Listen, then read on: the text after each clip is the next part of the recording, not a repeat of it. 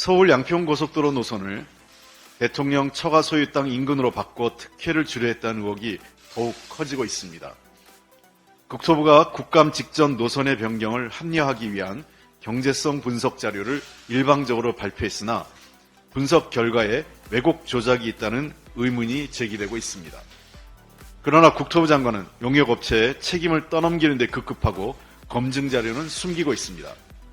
여기에 더해 윤석열 테마주 업체에 대한 고속도로 휴게소 특혜 의혹까지 불거졌습니다.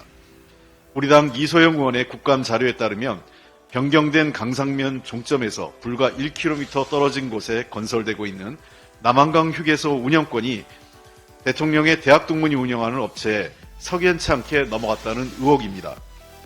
한국도로공사가 새로운 운영 방식을 갑자기 도입해 특혜를 주었다는 것입니다. 국민 세금으로 휴게소를 거의 다 지어놓고 대통령의 대학동문이란 이유로 수년간 수혜를 입은 업체에게 종점 변경으로 인한 막대한 혜택까지 몰아준 비상식적인 일이 벌어진 것입니다.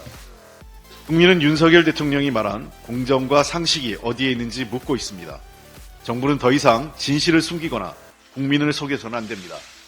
성실하게 자료를 제출하고 사실을 밝혀야 합니다. 더불어민주당은 윤석열 정부의 특혜와 반칙 의혹의 진상을 명명백백히 밝히고 그 책임을 반드시 묻겠습니다. 하마스의 이스라엘에 대한 무차별적인 공격으로 많은 사상자가 발생했습니다. 이로 인해 중동 평화가 위협받고 국제정세가 불안해지고 있습니다.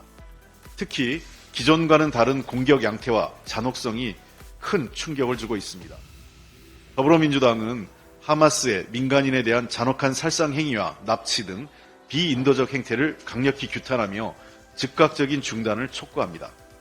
아울러 이번 무력 충돌로 인해 희생된 피해자와 유가족의 깊은 애도를 표합니다.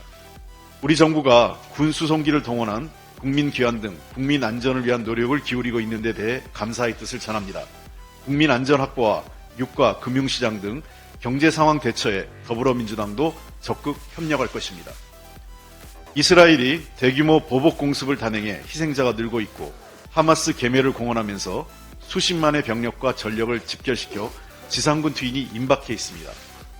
가자 지구는 봉쇄되어 물과 음식, 전력과 연료가 바닥나는 등 인도적 상황이 급속히 악화되고 있습니다.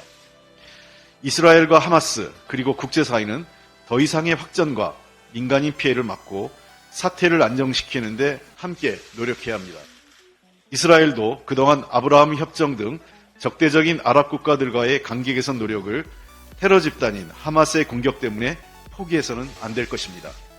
정부 여당이 이번 사태를 남북 간 우발적 충돌과 북한의 도발을 방지하기 위한 9.19 군사합의를 무효화하는 정쟁의 도구로 악용하는 것에도 강한 유감을 표합니다.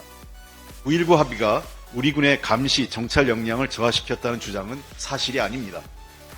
정부 여당은 국제사회의 비극적 사건조차 이전 정부 지우기에만 활용하는 좁은 시야로 이를 그르쳐서는 안 됩니다. 정부 여당이 이번 사태에 집권 세력다운 책임감을 갖고 대응하기를 바라며 몇 가지 정책적 제안을 드립니다. 첫째, 이스라엘과 인근에 체류 중인 국민과 군인의 안전 확보에 만전을 기하고 우리 경제에 미칠 영향을 다각도로 분석해 선제적으로 대응해야 합니다. 둘째, 이번 사태가 가져올 중동 전세 변화, 인태 전략 등 주요국의 한반도 관련 정책 변화 가능성을 입체적으로 평가해 정책을 수립해야 합니다. 셋째, 압도적 힘에 의한 평화라는 강경 일변도 정책이 가져올 수 있는 파괴적 결과를 자각하고 대북 정책을 전환해야 합니다. 굳건한 안보 태세를 기반으로 파탄지경의 남북관계를 개선하고 한반도 평화 구축을 위한 보다 적극적인 노력을 기울이는 계기로 삼아야 합니다. 전쟁에서 승리하는 것보다 더 중요한 것은 전쟁을 예방하는 것입니다. 무엇과도 바꿀 수 없는 국민의 생명을 지키고 평화와 번영을 이뤄내는 것이 정부의 역할입니다. 엄중한 국제정세 속에서 이에 걸맞는 노력과 실력을 보여주기 바랍니다.